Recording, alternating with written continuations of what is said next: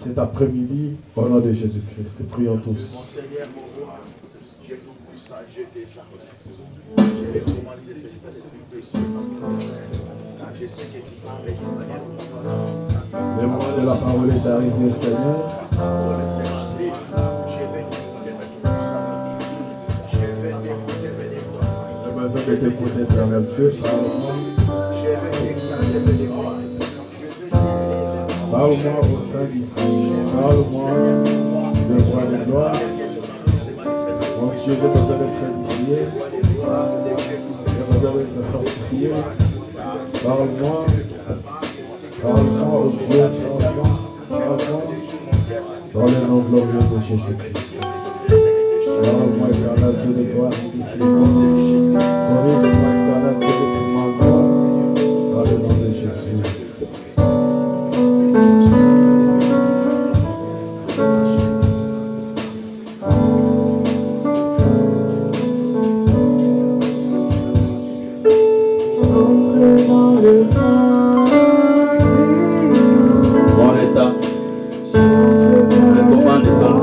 Le temps de prier. Dieu a fait de nous un royaume de sacrificateurs afin que nous ayons le temps d'offrir le parfum de nos prières. Nous avons le temps d'adorer celui qui est élevé au-dessus de Dieu. Nous avons le temps de parler avec le Dieu. Et commande ton cœur. Et cette parole change la situation de ta vie. Royaume de Jésus, merci. Merci de m'avoir reçu dans ta présence. Merci de m'avoir agréé à cause de ton nom, Seigneur. Je ne cesse de t'abaisser. Je témoignerai dimanche de l'amour de Dieu. Je toujours reconnaissant, Seigneur. Beaucoup n'ont pas vu ta grâce, Seigneur.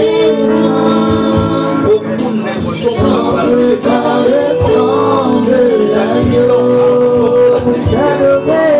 les situations de compliquées de la vie a éloigné la présence de l'amour de Dieu. Les autres viennent en voyage, mais il y a des gens qui ont perdu la vie pendant qu'ils étaient en voyage. Il y a des gens qui étaient au travail, Seigneur, mais pendant qu'ils étaient parmi les hommes au travail, la partie sur les descendants. Mais l'amour de notre créateur commence. Non parce que nous sommes justes devant lui, mais c'est parce qu'il nous a donné et il nous a justifiés par l'œuvre de l'amour. Je te remercie, Seigneur. Merci. Reçois l'adoration. Reçois nos œuvres. Reçois la puissance. Reçois la gloire. La majesté des siècles. Le Dieu qui a la grande lumière éclairée ma vie, Seigneur. Lui la merci, Seigneur. Dieu qui est ton amour est au-delà de tout, Seigneur. Gloire, Seigneur, gloire et louange, Seigneur. Gloire et louange à le seul et unique Dieu. Merci pour la santé, Seigneur. Il y a des gens qui sont internés dans le il y a des gens qui sont en prison, Seigneur. Il y a des gens qui sont dans le coma. Il y a des gens qui sont malades dans l'urgence, Seigneur. Tu as veillé à pousser de nos bien-aimés. Parce que devant ta présence, Seigneur, de rendre l'expression de notre reconnaissance, l'expression de notre gratitude parce que Jésus est Dieu. Jésus est Seigneur, Dieu le seul et l'unique et vrai Dieu. Merci, Seigneur. Merci, Jésus. Laisse-moi célébrer ton nom. Laisse-moi témoigner de nombreux bienfaits. Laisse-moi glorifier celui qui m'a racheté par son sang. Gloire Jésus, gloire mon Dieu. Gloire et louange à toi Jésus. Gloire et louange à ton nom Seigneur. Source d'adoration, source de la grâce Seigneur. Merci Seigneur. Merci. Merci Seigneur. Merci Elohim. La parole est faite chair. Je glorifie ton nom et je sanctifie ton nom Seigneur. Merci. Merci Seigneur. Ton amour a débordé dans mon cœur Seigneur. 365 jours Seigneur. Ce n'est pas facile Seigneur. Tu m'as pas pas donné seulement le pouvoir de une seule journée, mais tu m'as donné la divinité de l'année, toute l'année, Seigneur. Pourquoi tu dis encore merci? Merci, Seigneur. Tu as combattu pour moi le combat visible et invisible. Et tu as fait de moi le Christ qui t'est fait. Le combat que je n'ai pas combattu, Seigneur. Merci. Laisse-moi élever ton trône. Laisse-moi témoigner de ton vrai bienfait. Laisse-moi louer ton nom, Seigneur. Tu as fait de moi un papa, Seigneur. Tu as fait de moi un enfant de Dieu, Seigneur. Il y a beaucoup qui ne s'est pas toujours aimé, Seigneur. Tu vas avoir des médecins pour avoir des enfants, Seigneur. Mais tu m'as ouvert une porte, Seigneur. Et je te connais la vérité. Et la décision de Dieu a changé la situation de ma vie, Seigneur. Peut-être que j'étais voué à la malédiction. Mais le Seigneur m'a béni, le Seigneur m'a transformé, Seigneur. Voilà pourquoi je te loue. Je t'adore, Seigneur. Je dis merci. Merci, Jésus. Merci, Seigneur. Merci, Jésus. Quel honneur, Jésus. Que la gloire, que la puissance, que la majesté, Seigneur. Reviens, Jésus. À toi, le seul vrai Dieu. Dans le nom puissant et glorieux. Et notre Seigneur Jésus-Christ. Nous te disons Amen. Acclamons très fort pour la gloire de Dieu. Acclamons très fort pour la gloire de Dieu. Acclamons très fort. Je veux que tu acclames le Seigneur. Tu acclames. Vous savez, quand quelqu'un n'a pas de main, il tient à avoir de main. Mais quand quelqu'un a de main, il n'a pas le temps pour acclamer. Acclame le Seigneur. Acclame notre gloire de Dieu. Témoigne son amour. Jésus est Seigneur. Jésus est Dieu. Il est l'image de Dieu invisible. Il a compris toutes les choses et passe avec le sang. Et ton nom soit célébré. Merci. Merci. Merci.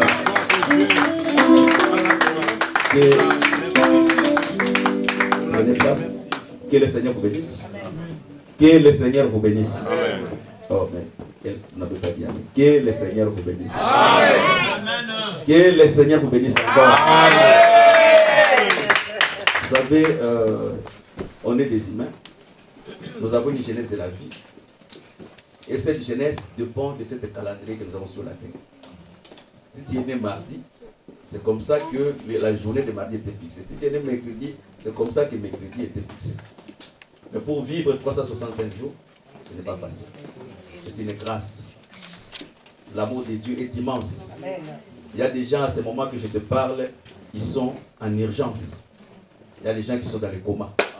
Il y a des innocents qui sont en prison. Mais il y a des coupables qui sont libres. La grandeur de la grâce de Dieu dans notre vie, on ne peut pas le mesurer. Personne parmi nous n'est parfait. Si c'était à cause de la perfection, on ne sera pas parmi les vivants. Dieu n'a pas... Dieu, il trouve la folie, c'est les anges. Les anges qui l'adorent, les anges qui ne vivent pas dans notre environnement. Mais Dieu trouve la folie, c'est les anges. Dieu voit que le ciel n'est pas pire devant lui. Et à combien fut raison le Fils de l'homme. Si tu as envie, c'est l'amour et la grâce de Dieu. Dieu t'a justifié pour faire de toi un enfant de Dieu. Comme il a imputé à Abraham la justice. Donc, si tu es encore aujourd'hui, c'est une grâce. Il faut être reconnaissant. Quand tu es devant la présence de Dieu, même si tu es triste, fais l'effort d'être dans la joie. Parce que ce que tu es aujourd'hui, ce n'est pas ce que tu seras demain. Car la Bible dit, la souffrance des siècles présents n'est pas comparable à la gloire à venir. C'est-à-dire Dieu nous a réservé une vie de gloire. Et c'est seulement par l'espérance que nous pouvons vivre ces choses. Que Dieu vous bénisse. Que Dieu vous bénisse encore. Amen. Que Dieu vous bénisse encore. Amen. Prenons nos Bibles avant de faire des petits commentaires. Je profite aussi pour souhaiter, ça c'est... le maire, ça nous oblige. Merveille à toute l'Église. Et Dieu fasse de vous des grandes personnes l'année que nous allons commencer. Amen. Que le Seigneur ouvre les portes là où les portes étaient. Amen. Que le Seigneur te fasse supérieur à tous tes ennemis. Amen. Que les montagnes s'aplanissent dans ta vie. Amen. Et que la paix soit ton quotidien tous les jours. Amen. Et que si tu avais la tête baissée, que cette année tu relèves la tête. Amen. Parce que le Seigneur a été élevé à la croix. Amen. Comme il a été élevé, que tes yeux aussi soient élevés vers le Seigneur. Que le Seigneur, si tu étais malade l'année que nous venons, nous voulons achever, Que cette année ici, Dieu, c'est l'Éternel qui guérit, que le Seigneur te guérisse. Au nom de Jésus-Christ. Si tu n'avais pas un bon emploi, que cette année, tu aies un bon travail. Et que tu sois un arbre planté là où tu es. Amen. Le monde n'appartient pas à Macron. Mais le monde appartient à Dieu. C'est lui qui a fait que les humains se répandent sur la surface du sol. Quand tu es dans ce pays t'appartient. Au nom de Jésus-Christ. Ouvrons nos Bibles. Matthieu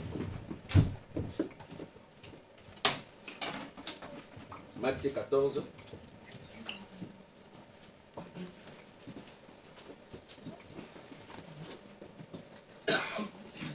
Matthieu 14.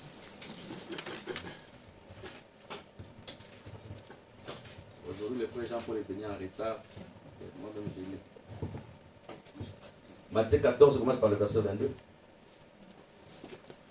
Aussitôt, après, il obligea les disciples à monter dans la barque et passer avant lui de l'autre côté. Pendant qu'il renverrait la foule, quand il y renvoyait, il monta sur la montagne pour prier à l'écart. Et comme le soir étant venu, il était seul. La barque, déjà au milieu de la mer, était battue par le flot, car le vent était contraire. À la 4e veille de la nuit, Jésus alla vers eux, marcha sur la mer. Quand les disciples le virent marcher sur la mer, ils furent troublés. Ils dirent, c'est un fantôme. Dans leur frayeur, ils poussèrent des cris. Jésus leur dit, aussitôt, rassurez-vous, c'est moi, n'ayez pas peur. Pierre lui répondit, Seigneur, si c'est toi, ordonne que j'aille vers toi sur les eaux. Et il dit, viens. Pierre sortit de la barque et marcha sur les eaux pour aller vers Jésus. Mais voyant que le vent était fort, il eut peur. Comme il commençait à s'enfoncer, il cria, Seigneur, sauve-moi. Aussitôt Jésus étendit sa main, le saisit et lui dit, homme de peu de foi, pourquoi as-tu douté? Prenons encore notre écriture. Prenons notre écriture. Philippiens 3. Philippiens 3. Philippiens 3.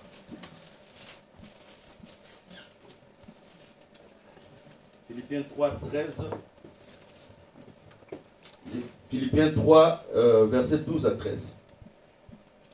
Ce n'est pas que j'ai déjà remporté le prix,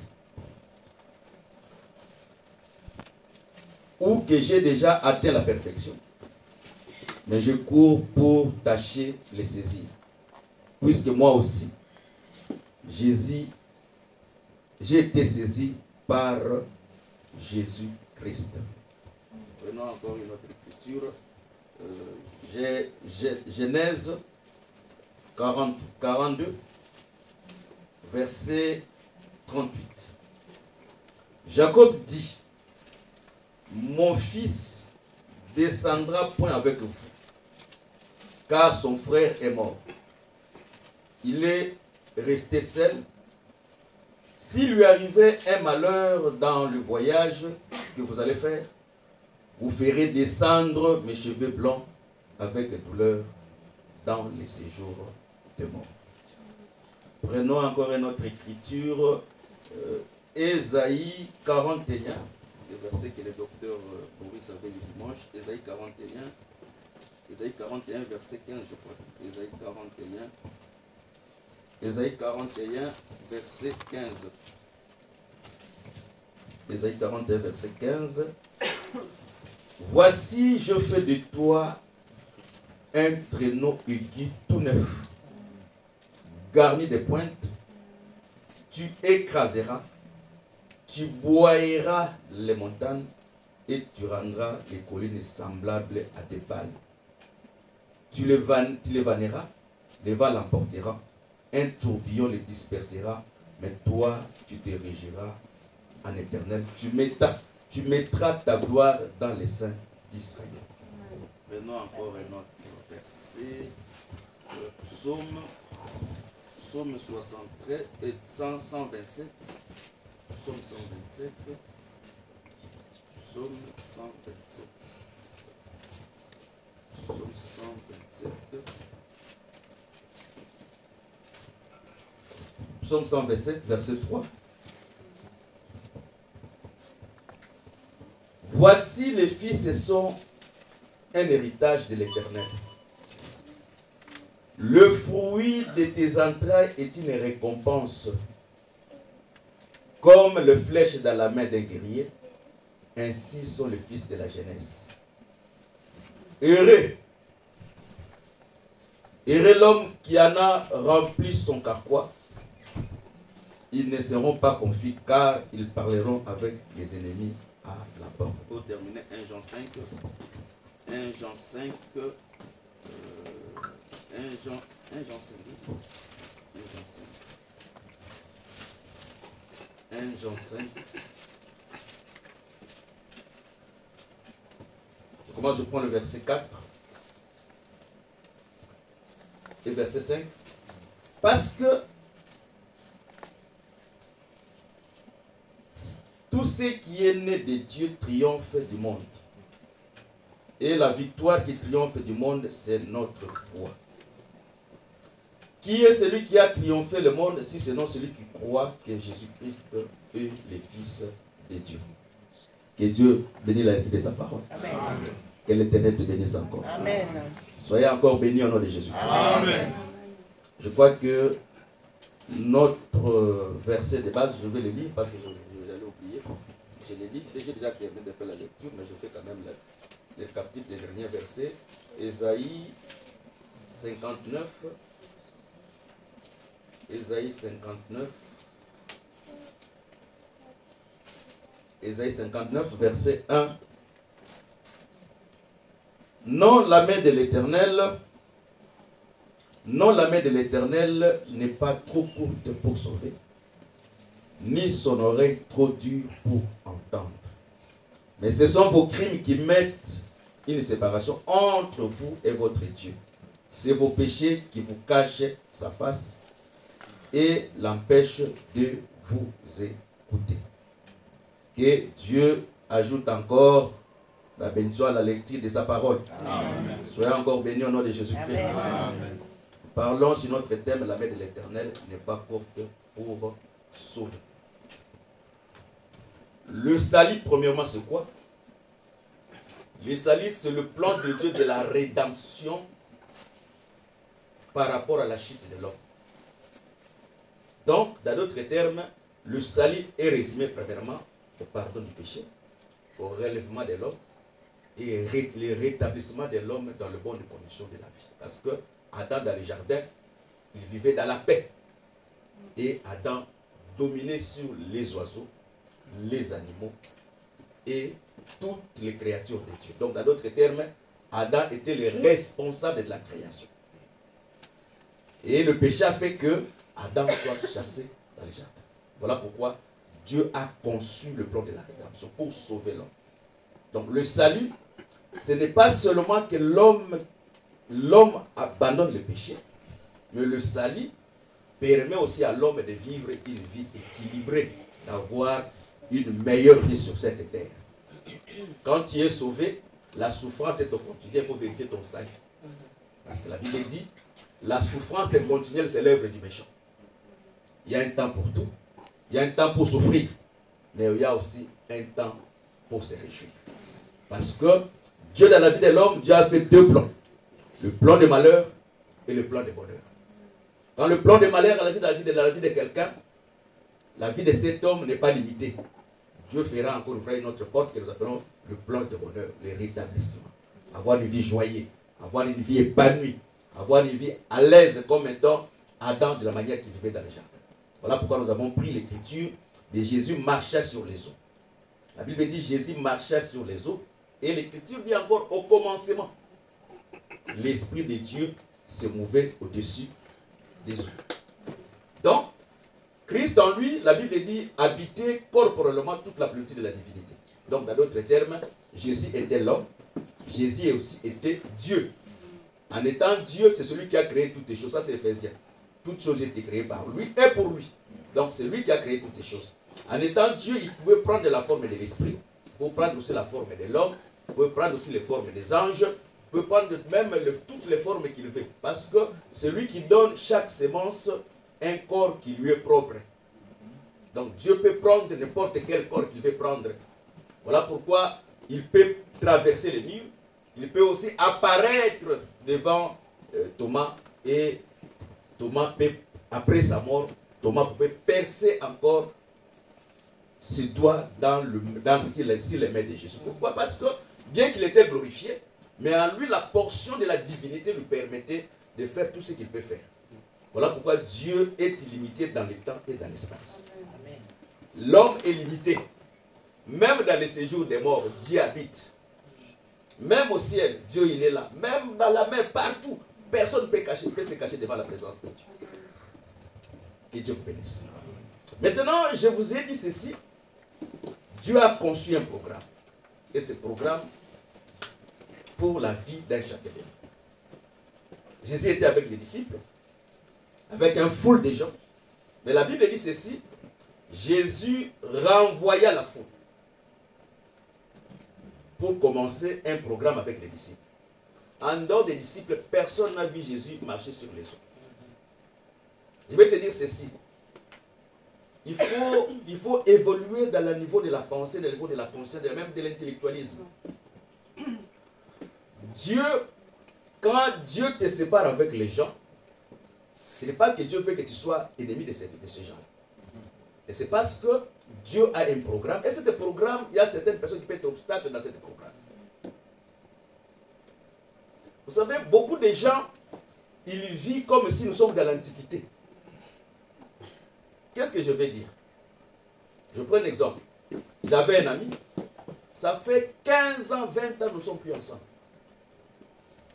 Mais tu es ici, tu as toujours la nostalgie que cet ami-là, si on était ensemble, on aurait toujours la meilleure vie. Quand Dieu te fait traverser les situations de la vie, c'est une manière aussi Dieu est en train d'affermir ton intelligence. Dieu est en train de changer ta manière de penser. Peut-être les choses que tu as rencontrées dans la vie a déjà changé la manière que tu penses. Parce que les accidents, les problèmes de voyage, la civilisation, changent les gens de manière de penser. Il y a des gens qui sont venus dans cette civilisation où nous sommes, mais ils pensent toujours comme il est en Angola, ils pensent toujours comme il est au Congo, ils pensent comme toujours il est au Mali, ils pensent toujours comme il est au Gabon, ou bien il est au Congo-Brazzaville. Ces pensées sont comme ça. Et quand tu vas prendre la personne que tu pendant 15 ans tu croyais que ton ami, tu le ramènes auprès de toi, tu verras qu'il y a une grande distance. Voilà pourquoi il y a beaucoup de gens qui échouent dans la vie par des mauvais conseils. Voilà pourquoi Dieu, dans sa souveraineté, pour que Dieu commence un travail dans la vie de quelqu'un, Dieu, premièrement, il doit chasser d'autres personnes. Oui. La manière de chasser de Dieu peut être brutale. Oui. La manière de chasser peut être aussi facile. Dieu peut chasser quelqu'un à côté de toi par les querelles. Amen. Une grande querelle, non, ça va, que chacun, c'est fini, Dieu le chasse. Parce que Dieu sait que ce sera un obstacle dans ta bénédiction. Amen. Que Dieu vous bénisse. Amen. Que Dieu vous bénisse. Dieu peut t'éloigner de tes frères. Judas, pour se marier, la Bible dit Judas s'éloigna de ses frères. Qui avait conçu la haine pour Joseph, c'est ses frères. J'ai dit chaque fois, c'est le petit exemple de la vie que je donne. Quand on grandit ensemble, on est tous en bon terme en famille. Mais dans la suite du temps, il y a des gens qui réussissent, il y a d'autres qui ne réussissent pas. Pour la réussite s'est tournée dans leur vie, c'est là où l'inimitié et des problèmes commencent dans la vie.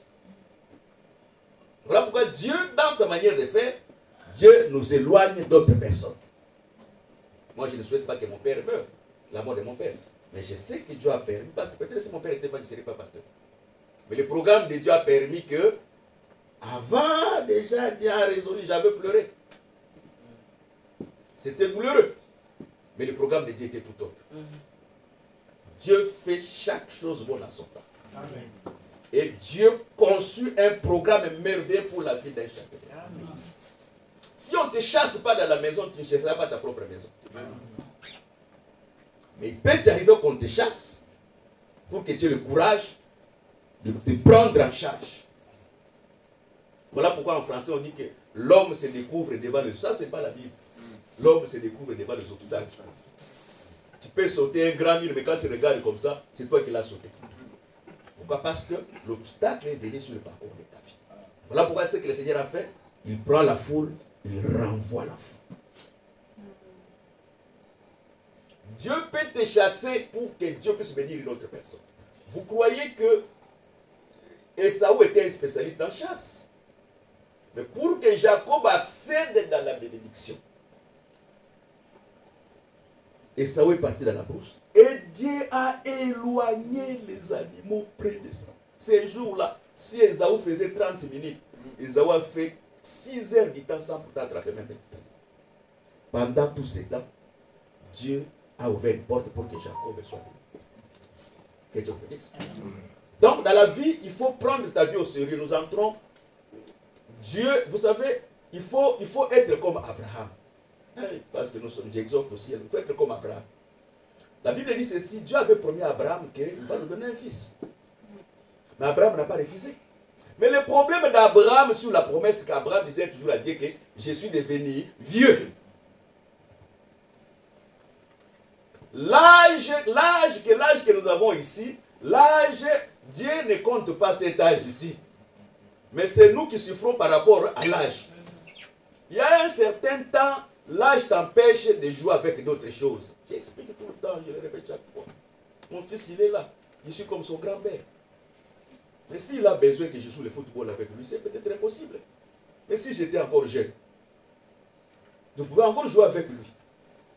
Donc, il y a certaines choses, il faut se rassurer, il faut se préparer. Quand tu as encore l'âge, tu seras millionnaire à quel âge?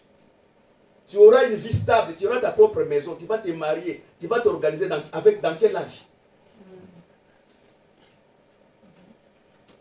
Abraham disait toujours à Dieu, je suis devenu vieux. Donc, dans d'autres termes, la vieillesse va m'empêcher de se réjouir de la naissance d'Isaac.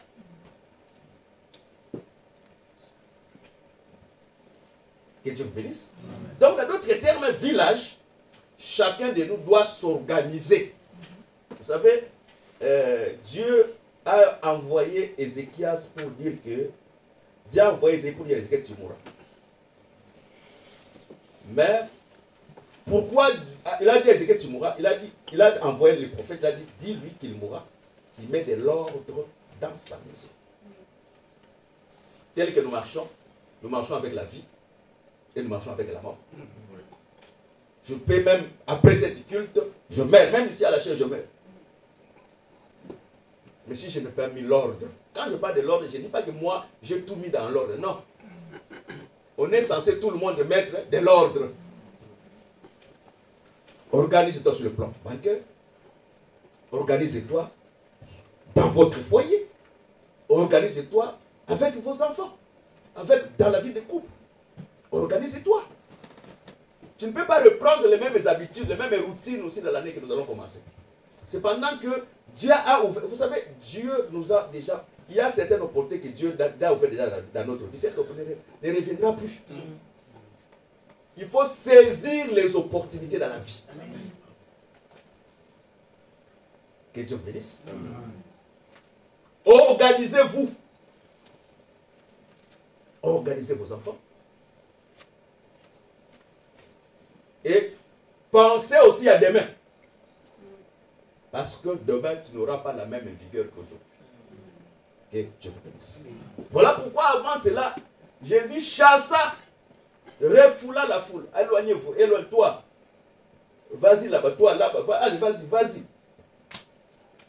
Que chacun puisse mener une vie décente, premièrement, avec son mari, sa femme et ses enfants. Ça, c'est la priorité des priorités. Il y a des priorités de premier plan. C'est ta femme, tes enfants et ton mari. Il y a la priorité de second plan.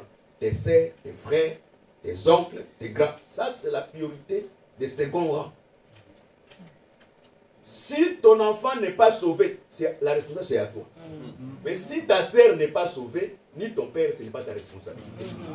Ça, c'est la responsabilité de Dieu. Même si tes sœurs ne réussissent pas dans la vie, ce n'est pas ta responsabilité.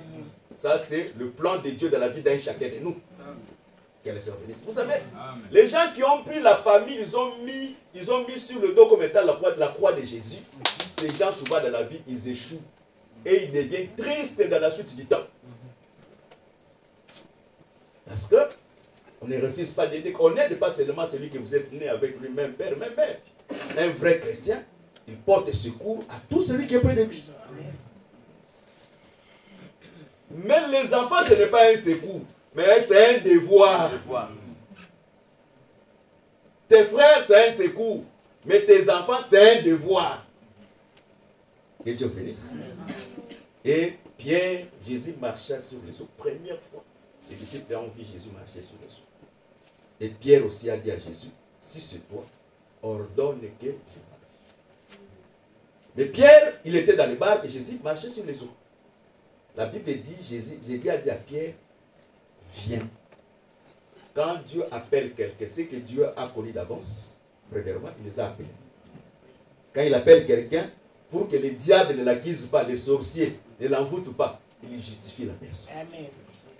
Et quand il justifie la personne, il glorifie la personne. Tu étais humilié, tu pleurais, mais Dieu t'honore. Afin que, comme lui l'a été honoré, toi aussi que tu sois honoré.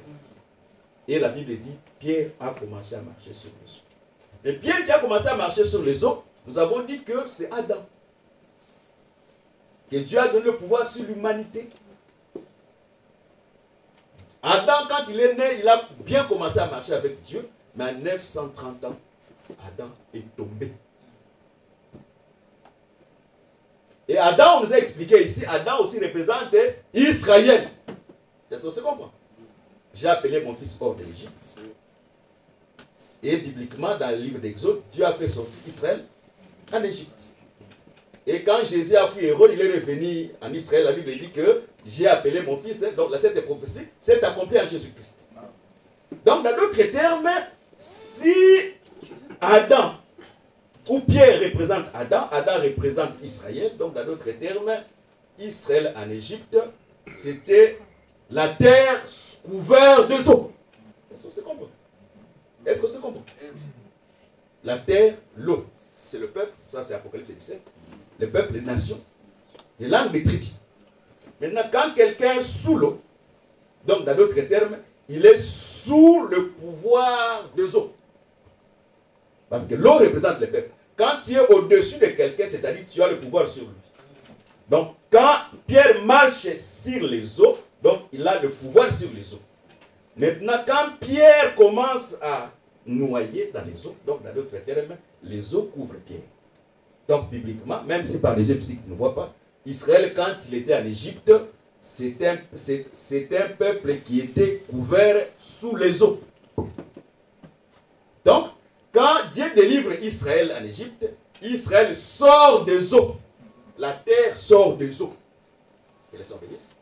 Donc, tel que tu vois, être sous les eaux, c'est être dans la profondeur de l'abîme. Est-ce que c'est comprendre? L'abîme se trouve où? En dessous des eaux.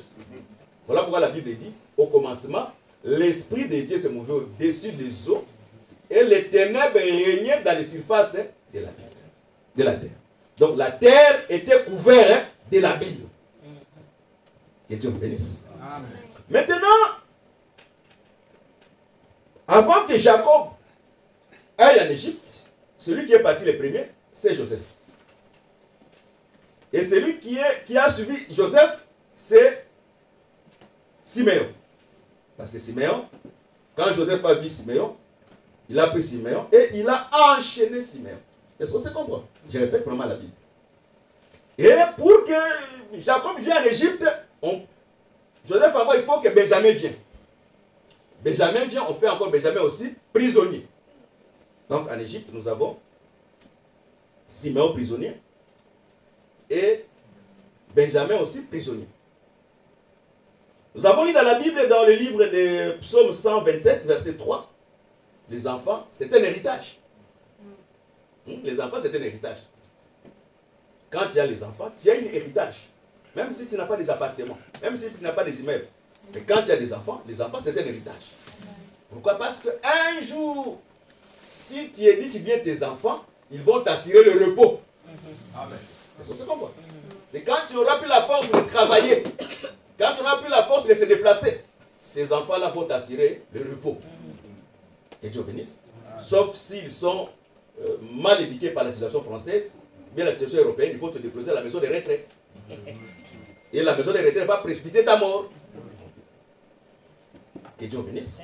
Que Dieu bénisse. Donc, dans d'autres termes, les enfants, c'est un héritage. Donc, dans d'autres termes, l'héritage de Jacob, parce que Jacob, c'est le vrai Adam, l'héritage de Jacob était prisonnier en Égypte. Et le deuxième prisonnier, c'est qui? C'est Benjamin. Or, Benjamin, par son nom, premièrement, la maman l'appelle le fils de ma souffrance, qui parle le Christ dans sa première vie. Et le père l'appelle le fils de la droite, Christ dans sa seconde vie. Donc, dans d'autres termes, le fils de la droite, c'est la force et la gloire, la puissance de Jacob. Donc, quand on arrête encore Benjamin, donc, l'héritage, la force, la gloire, le pouvoir aussi, en Égypte. Comme l'héritage et le fils est arrêté en Égypte, donc, dans d'autres termes, automatiquement, le père, Jacob dit, si il arrive un malheur à cet fils, vous allez faire descendre mes cheveux blancs dans le séjour. Donc, dans d'autres termes, pour que le fils qui est en Égypte soit libre, il faut que le père qui a les cheveux blancs descende en Égypte. Est-ce qu'on se comprend? Hein, frère Richard? On se comprend? Or, les cheveux blancs, c'est le couronne d'un vieillard. Or, le véritable vieillard, celui qui a les cheveux blancs, ça provient de un. C'est la personne de Christ. Or, sur le plan de l'interprétation de la révélation, les cheveux blancs, c'est les crocodiles. Ce n'est pas moi, ça c'est Job 41. L'Écriture dit, si les crocodiles passent dans l'abîme prend la forme des chevelures d'un vieillard. Est-ce que ça comprend? Or, les cheveux des vieillards est blanc. Or, le blanc, c'est quoi? C'est la lumière. Matthieu 27, Christ se transfigura. Ses habits deviennent blancs comme étant la lumière. Donc, dans d'autres termes, la blancheur, c'est la lumière. Quand tu ne comprends pas, ne te tracasse pas. Je vais descendre, je sais que c'est ce que j'explique. Ne te tracasse, ne fais pas des efforts parce que tu vas faire des accidents spirituels.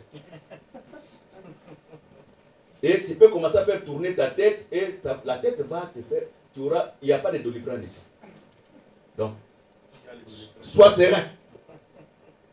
Donc, pour que le fils qui est esclave en Égypte puisse sortir de l'Égypte, il faut que le père descende en Égypte. Je prends un autre verset pour te faire comprendre. Jésus, il arrive à la croix. Jésus va mourir. Parce que le père ne peut pas aller au séjour des morts si le fils ne va pas au séjour des morts. Mais Jésus dit, moi et le père, nous sommes un. C'est-à-dire, le père et le fils sont inséparables. Mais le père et le fils peuvent se séparer quand le corps du fils porte le péché. Hein, est-ce que c'est comprend? Parce que nous croyons à la croix. Jésus-Christ a porté tous les péchés. La tête, parce que la lèpre, la loi de la lèpre, quand quelqu'un est frappé de la lèpre, tout son corps il devient pur. Je prends un exemple. J'ai la lèpre noire, lèpre tout le corps, je deviens automatiquement pur. Donc dans d'autres termes, sur la croix de Golgotha, Jésus-Christ a porté toutes sortes de péchés. La sorcellerie, la magie, le mensonge, la cupidité, la prostitution, l'adultère, tous ces péchés-là, Jésus-Christ l'a porté sur son corps. Est-ce qu'on se comprend? Et quand il est descendu dans les séjours des morts, il a enterré tous ces péchés. Il faut très bien lire la Bible. 1 Corinthiens 15 dit ceci. Quand le corps est semé infirme, quand il est reçu, il est plein de vie. Donc, Christ a porté le péché d'une infirmité, où il a été sémé avec l'infirmité, mais par la résurrection, il est sorti sans péché. Amen. Est-ce qu'on se comprend? Que Dieu vous bénisse. Que Dieu vous bénisse encore. Mais arrivé maintenant à la croix, Christ dit ceci, Père, j'abandonne mon esprit entre tes mains. C'est maintenant la séparation entre le Père et le Fils. Parce que le corps du Fils peut porter le péché, mais le corps du Père ne peut pas porter le péché. Est-ce que vous comprenez? Amen. Et le corps du Fils qui était un corps pur, lorsque le péché est rentré dans cet corps, il a eu maintenant l'ébranlement de la terre. Voilà pourquoi la terre a bougé. Parce que le corps pur a porté le péché. Voilà pourquoi dans la nature d'un enfant de Dieu, quand il pêche, il y a quelque chose qui doit se porter dans son corps. Il doit sentir quelque chose bouger dans son corps. Oui. Il ne peut pas être tranquille quand le péché est entré dans son corps. Parce que c'est un étranger qui entre dans ce corps. Et ce corps, comme c'est un corps de Dieu, quelque chose doit bouger là. Mais quand quelqu'un il pêche aujourd'hui, il y a d'autres maisons, même des projets de pêcher les 31 et les premiers. Ils ont déjà un projet bien conçu. Et il va pêcher les premiers et les 31. Après encore, il va se repentir. Je te dis ceci. Après avoir reçu la connaissance de la vérité, quand on pêche, il n'y a plus le pardon du péché. Si tu veux pécher exprès, que Dieu te délivre au nom de Jésus-Christ. Que ce péché puisse rater au nom de Jésus-Christ. Avançons. Que Dieu vous bénisse. Maintenant, le Fils prend son corps, prend son esprit, il laisse entre les mains du Père. Est-ce que vous avez compris? Maintenant, le Fils descend dans le séjour des morts. Maintenant, le Père qui reste sur la terre dit non, non. Comme moi et le Fils, nous sommes un, je ne peux pas laisser le Fils dans le séjour des morts. La Bible maintenant dit ceci. L'Esprit qui a permis de Jésus de rester parmi les morts, si aussi toi tu meurs, le même Esprit aussi descendra dans le séjour des morts pour faire des morts. Quel est son bénéfice? Amen. Donc, dans d'autres termes, automatiquement, on ne peut pas parler de la résurrection des morts si même lui-même, l'Esprit du Père ne descend pas dans le séjour des morts. Parce que l'Esprit du Père est incorruptible. Le Fils a un commencement, mais le Père n'a pas de commencement. Ce qui n'a pas de commencement est éternel. Mais ce qui a des commencements est limité dans le temps et dans l'espace. Voilà pourquoi Jésus est limité. Mais Christ n'est pas limité. Que Dieu vous bénisse. Amen. Que Dieu vous bénisse encore. Amen. Donc, dans d'autres termes, Pierre comme Israël, quand il descend dessous des eaux, pourquoi? Parce que Siméon est en prison, Benjamin est en prison, le Père doit descendre automatiquement dans les séjours. Voilà pourquoi Joseph ne peut pas parler de la délivrance d'Israël si Jacob n'est pas encore descendu en Égypte. Est-ce que c'est comprend? Oh, Jacob, c'est le soleil. Le soleil, c'est le grand lumineux. Quel est son bénéfice? Or, la lumière a toujours l'avantage sur les ténèbres.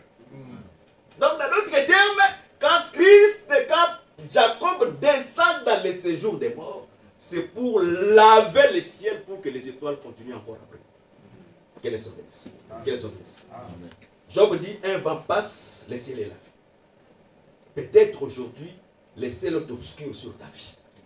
Rien ne va mettre l'étoile.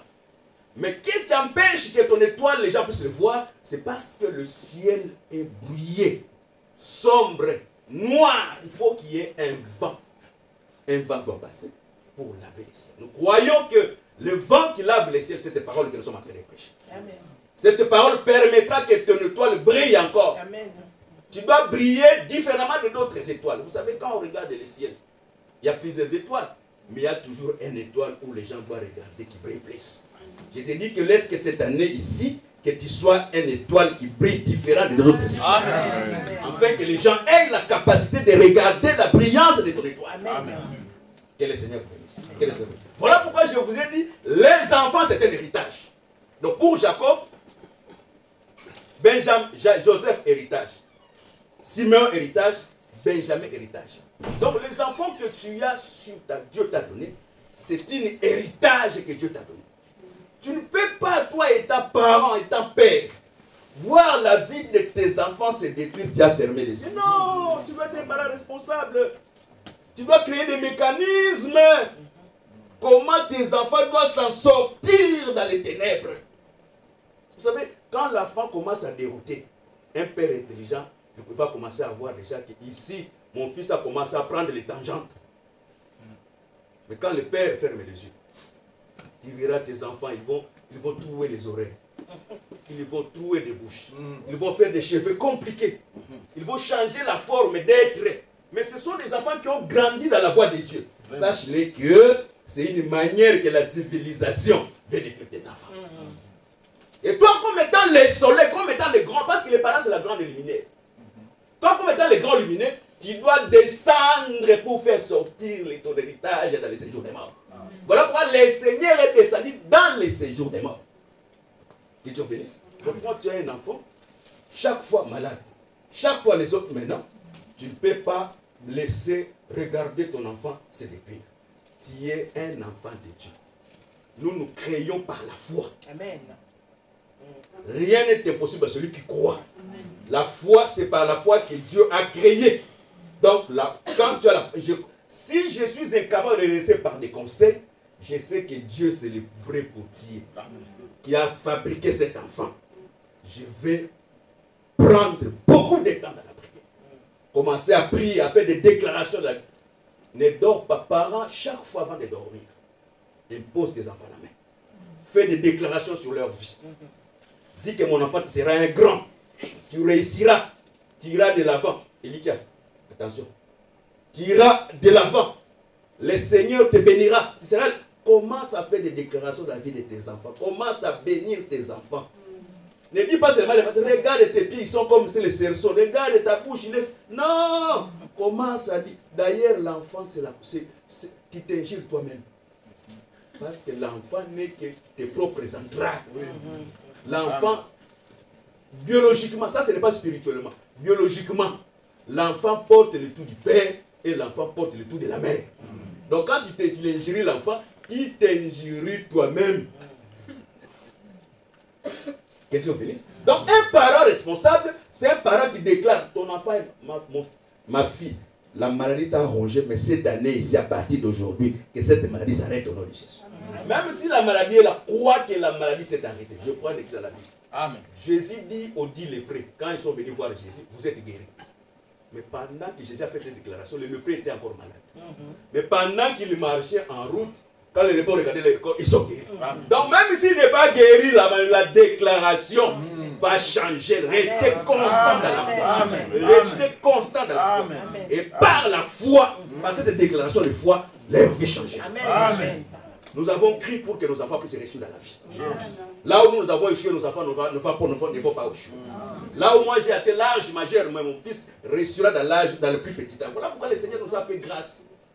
Non pour que nous irons seulement au ciel, en fait que nous venons dans ce pays pour donner à nos enfants les chances d'avoir une meilleure vie. Moi j'allais à l'université avec une seule chaussure. Et le jour que les chaussures s'est éclatées, j'ai commencé à chercher comment coller, mais ça ne tenait pas. Mais j'allais toujours comme ça. Mais mon fils n'ira pas à l'université avec une seule chaussure. C'est impossible. Parce que je suis là. Ce que mon père n'a pas fait pour moi, moi parce que j'ai Dieu, je prépare mon repos. Amen. Ne cherchez pas à maudire mon enfant parce que les malédictions ne l'atteindront pas. Amen. Pendant que moi je prépare mon enfant, toi tu ne prépares pas tes enfants. Cherche à préparer la vie parce que demain, en fait, que tes enfants te restent sur le repos. Alors, tu prends seulement sur ta mère, tu veux que tu prends sur qui? Vous êtes en second plan. Dans la vie, il y a toujours le premier plan. Oh, pourquoi ils ont notre cousin? Tu as dit bien, il est votre cousin. Et cela ne dérange pas. Donc, dans d'autres termes, commencez à prendre soin de préparer vos repos. Voilà pourquoi Jacob, si Jacob est descendu en Égypte, parce que Siméon et parce que Benjamin était en Égypte.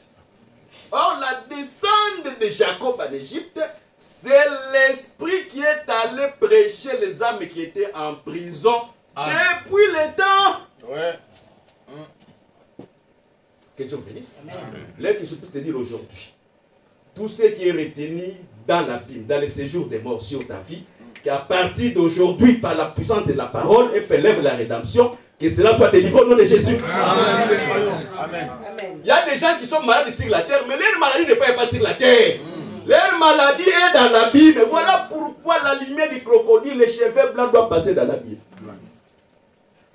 Doivent passer dans l'abîme. Or, l'abîme, c'est quoi? Selon la Bible, l'abîme, c'est ton cœur. Car la Bible dit, les pensées intimes des cœurs de l'homme, c'est un abîme. Yes. Vous savez, pourquoi les gens échouent? Leur cœur est rempli de mauvaises pensées, de la haine, de la jalousie, de toutes sortes de malices. Il y a des gens, ils sourient mais ils te maudissent dans ton cœur. Ce sont des gens où les crocodiles doivent passer dans leur cœur pour changer, pour colorer leur cœur, afin que leur cœur puisse avoir l'esprit de la sainteté. Vous savez, la sanctification n'est pas seulement dans la chair, mais la sanctification réside aussi dans la pensée. Amen. Amen. Il y a des gens qui se sanctifient, on n'attrape pas dans les péchés. C'est ce frère ici, on l'attrape, c'est un frère pied. Oh, c'est pensé. C'est pensé. Vous avez un frère m'avait offert un téléphone ici en France. Il y a d'autres qui, mais je ne cite pas son nom. Mais il m'a offert son téléphone. Maintenant, quand je suis entré dans son téléphone, il dit, pardon, il faut me donner le téléphone. Hein. Quand le frère m'a donné le téléphone, je vis plus de 1000 rendez-vous de rencontres avec les femmes. Plus de 1000 rendez-vous. Mais c'est un frère pieux. Par rapport à voir aussi. Mais son cœur, mais quand il accepte les Amen, lui il est déjà au ciel. Il est déjà au ciel avant que même l'écriture termine. Lui il a déjà complété. Cette connaissance-là, c'est pour ta condamnation. Parce que quand on a beaucoup de connaissances, c'est-à-dire on a beaucoup sacrifié, et il y a beaucoup de cendres qui est descendu, et ces cendres, c'est le jugement. Voilà pourquoi la Bible dit, les gens de Sodome et Gomorrhe, Dieu sera moins rigoureux. Les gens, vous qui écoutez l'évangile éternel, les gens de Sodome et de Gomorrhe là, ils seront traités moins rigoureux que vous. Parce que l'évangile que nous prêchons ici, si on avait prêché ça à Sodome et Gomorrhe, ces gens pouvaient se repentir. Amen. Voilà pourquoi le péché d'aujourd'hui est au-delà de ce qui était à Sodome et Gomorrhe. Parce que à Sodome et Gomorrhe, les hommes ne se mariaient pas avec les animaux. Mais aujourd'hui, là où nous sommes, les gens se marient avec les animaux. Il y a même des femmes qui ont des maris légalement. La femme, c'est la tunique. Les œuvres, on peut les partager. L'argent, les voitures. Je te donne ma voiture. Je te donne mon vêtement. Mais quand tu veux toucher la tunique, on ne déchire pas la tunique. La tunique, on le joue au sort. Celui qui les reçoit, il reste avec la tunique. La femme, c'est la tunique. Il doit rester à une seule personne. Que Dieu bénisse. Le mariage n'est pas seulement tout ce que les gens pensent. Le mariage, c'est l'ensemble de vivre. Vivre ensemble. Vivre mieux. Se partager des idées. Avoir des moyens de se nourrir, de se vêtir. Et tout cela contribue au mariage. Tu peux peut-être, si tu ne manges pas de pain, tu peux détruire le mariage sur les autres points. Le mariage réside beaucoup de points. Pour que le mariage, c'est ce que nous appelons le mariage. Seulement les gens sont liés par un esprit charnel et un esprit diabolique qui anime beaucoup de personnes sur le plan du mariage. Mais on n'est pas sur ça. Que Dieu bénisse. Maintenant, pour que Israël quitte l'Égypte, il faut que Dieu étende sa main. Et la main de Dieu ne le voit pas seulement physiquement. La main de Dieu, c'est la mort de l'agneau. Parce que pour qu'Israël soit délivré en Égypte, c'est l'agneau qui a délivré Israël. Amen. Et quand l'agneau a délivré Israël, qu'est-ce que l'agneau a fait? Il a détruit premièrement le premier-né. Pour que le premier-né de Dieu soit rétabli dans son autorité. Dieu ne peut pas faire sortir Israël en Égypte sans expier les péchés d'Israël. Donc l'agneau qui était sacrifié en Égypte, son sang a coulé pour l'expiation. Je vais te dire aujourd'hui, ne te bats pas à chercher ta propre sainteté, c'est très important de marcher dans la sainteté, mais sache-le que la vraie sainteté, c'est la justification de l'œuvre que c'est à faire à la croix de Christ. Tel que tu es là, tu es saint parce que, tu es saint non parce que tu es dans l'ensemble des saints, tu es saint parce que ton nom est écrit dans les livres de vie de l'agneau. Et cet nom qui est écrit, Dieu t'a déjà justifié. Mais ça ne t'empêche pas d'offrir encore les sacrifices du péché quand tu pêches. Que Dieu vous bénisse. Que Dieu vous bénisse encore. Maintenant, qu'est-ce que Pierre, maintenant qu'il marchait dans les eaux, par manque de la foi. Donc, à d'autres termes, Pierre avait peu de foi. Dans la vie, la foi, c'est le centre de la vie chrétienne. Quand quelqu'un ne croit plus, c'est fini pour lui. Parce que nous sommes confrontés à un combat dans le quotidien, sur le plan spirituel. Les vases de terre que nous portons ici, ça ce n'est pas moi. Mais c'est un vase de terre. Et cette vase de terre est liée à plusieurs réalités. La sorcellerie dans ma famille. L'occultisme dans ma famille. Le maraboutage dans ma famille. Mais cette chair ici, ce n'est pas moi. Mais c'est un moyen que je suis en train d'habiter. Il faut maintenant que l'esprit qui est à moi prenne le dessus sur la chair. Et le seul moyen que l'esprit prend le dessus sur ta chair, c'est au moyen de la foi. Amen. Voilà pourquoi Hébreu dit, Dieu fortifia Abraham dans la foi. Il faut que Dieu donne ta force, c'est ta foi. Voilà pourquoi les gens qui ont une grande foi ne jouent jamais. Quand tu vois quelqu'un jouer dans la vie, il a un petit foi. Tout petit. Mais quand quelqu'un il a une grande foi, parce que Jésus était étonné. Très écoulement de sang, plus de 12 ans. Et j'ai dit, je n'ai jamais vu la foi pareille en Israël. Mon fils est malade. Elle tombe souvent, il tombe souvent. Il dit, mais je ne donne pas la nourriture au péché. Il dit, non, même les petites miettes qui tombent dans le terre des rois, les chiens mangent. Jésus dit, je n'ai jamais vu. Ce qui étonne Dieu, c'est la foi. Tu es malade, tu as des problèmes, ça ne va pas. Tu as fait de mauvaises erreurs, mais tu demeures toujours dans la foi. C'est-à-dire, je suis le plus que vainqueur. Même si les sorciers ont envoûté la nuit, ils ont tiré. Non, moi je suis enfant de Dieu, je suis plus que vainqueur. Il faut refuser. Quand quelqu'un te dit quelque chose de négatif, il faut le refuser. Ah oui. Vous savez, Dieu, bon, je ne sais pas comment limiter Dieu. Dieu est très vaste. Dieu est très compliqué. Il y a une sœur qui s'est mariée. Et dans son mariage, avant le mariage, elle avait déjà un enfant avec son mari. Et après, ils se sont encore réconciliés. L'homme a payé sa dot et la sœur est entrée dans le mariage. En arrivant dans le mariage, la sœur ne conçoit pas. Il y a des hommes qui aiment des enfants. Comme ils voient que les enfants ne viennent pas, ils se sont séparés. Pendant qu'ils se sont séparés, il a commencé à côtoyer notre bandit. Lui-même ne savait pas qu'il était enceinte. Dieu m'a révélé que la sœur était enceinte. Je l'ai appelé par téléphone. Bonjour, bonjour. Dieu m'a montré aujourd'hui que tu es enceinte. Il m'a dit, oh papa Jean, on m'a chassé dans les mariages que j'étais à cause de la stérilité. Et bien, moi je dis ce que Dieu m'a dit. Et demain, il est allé faire les radios. C'est quoi les examens des échographies. Elle était enceinte. Et lui-même ne savait pas qu'elle était enceinte. Et maintenant, après des années, après quelques mois, Dieu m'a montré que cet enfant était malade. Il y avait la complication de l'enfant dans le ventre. J'ai dit, ah, Dieu m'a montré qu'il y a des complications. J'ai dit, non, non, je ne crois pas ce que tu dis. C'est Dieu qui m'a donné cet enfant. Et cet enfant sera en bonne santé. Sa foi lui permet, même si je suis homme de Dieu, j'ai prophétisé sur lui. Mais l'enfant là, ce n'est pas moi, c'est Dieu. Donc, il met la foi. Il dit que c'est Dieu qui m'a donné cet enfant. Comme Dieu m'a donné, il est en bonne santé dans mon ventre. Et aujourd'hui, cet enfant, il est en vie. Donc, dans d'autres termes, la foi, c'est la clé de toutes les choses. Voilà pourquoi la Bible dit, la victoire que nous avons triomphé le monde, c'est notre foi. Voilà pourquoi Isaïe dit, je ferai de toi un traîneau aigu. Un traîneau, c'est qui? C'est quoi? Vous voyez, là où il y a des neiges, là, c'est où? En Norvège, c'est où? En Alaska, ou bien là où les pistes, il y a certaines voitures qui marchent dans des neiges. C'est ça qu'on appelle un traîneau. Les traîneaux, c'est cette voiture. C'est-à-dire, il y a des montagnes de neige qui se forment, où il est difficile que la personne passe, mais cette voiture qui a un traîneau permet dans cette montagne de neige que la voiture puisse être prêchée.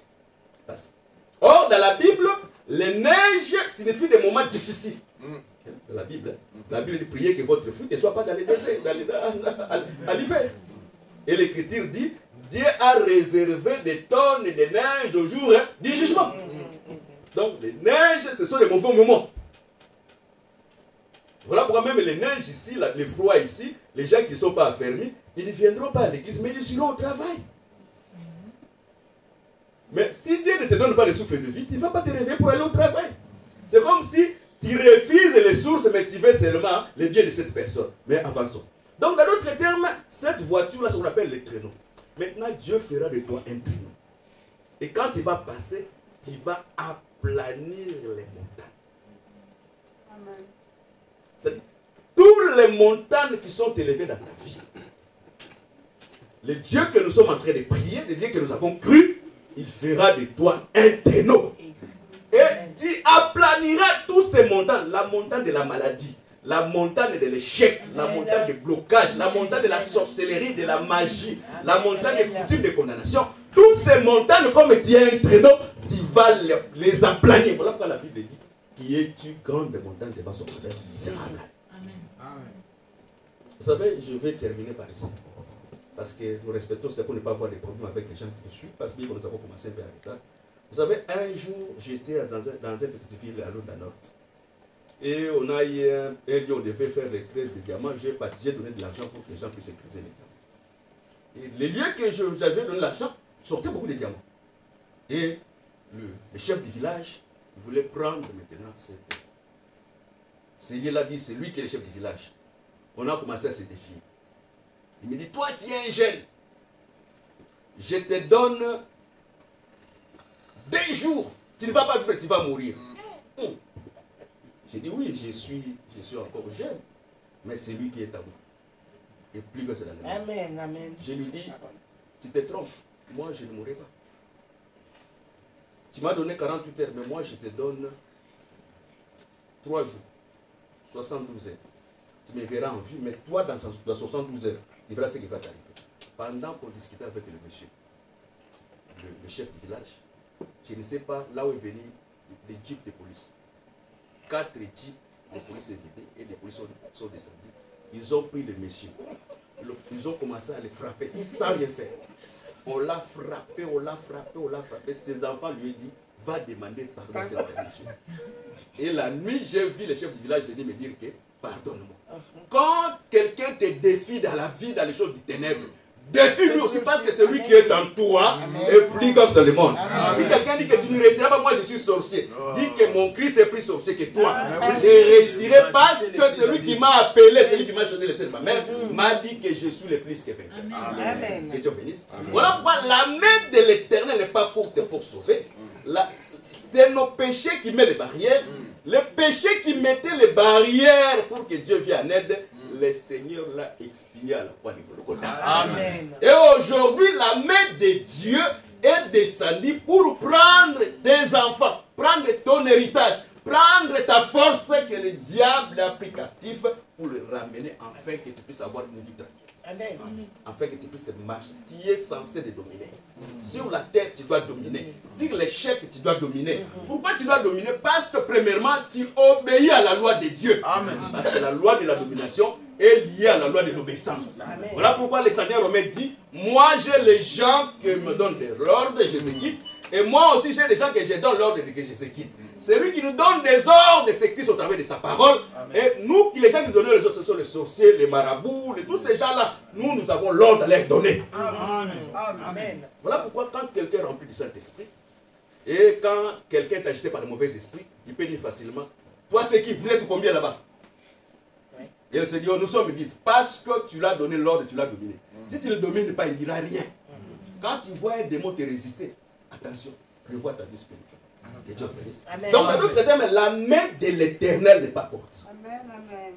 La main les chants doivent passer. La main de l'Éternel n'est pas courte pour sauver. Le salut est résumé à la suite. Premièrement, Dieu paye la dette que tu as. Je termine par ici. 2 Rois 4, la femme qu'on devait prendre des enfants esclaves, il a pris la seule vase la seule vase qui a rempli toutes les vases. Quand on a vendu l'huile, c'était pour payer la dette, les restes pour les servir. Le salut, c'est pour payer la dette du péché et pour que nous puissions mener une vie paisible dans le reste de notre vie. Amen. Tu es censé, à partir d'aujourd'hui, que tu aies écouté cette parole, que tu puisses réussir à tout ce que tu vas faire. Amen. Tu es censé être un traîneau, là où il y avait des montagnes, que tu puisses passer à travers tous ces montagnes. Et que même cette année soit emportée avec les montagnes. Que Dieu te bénisse. Incline ta tête dans la prière. Prends le temps de prier. Tout sorcier, tout marabout, tout celui qui t'a défié dans la vie, défie-le dans le nom de Jésus. Annule toutes ces paroles des hommes. Annule toutes ces imprécations, toutes ces malédictions. Même si quelqu'un te dit maudit, Cana a été maudit, mais la présence d'Abraham a béni Cana. Donc il faut que tu sois béni. Prions pendant que les chanteurs cherchent des chansons. Prions dans le nom de Jésus. Père, je te grâce. Éternel notre roi. Je bénis ton nom, Seigneur. Je déclare cette année, Seigneur,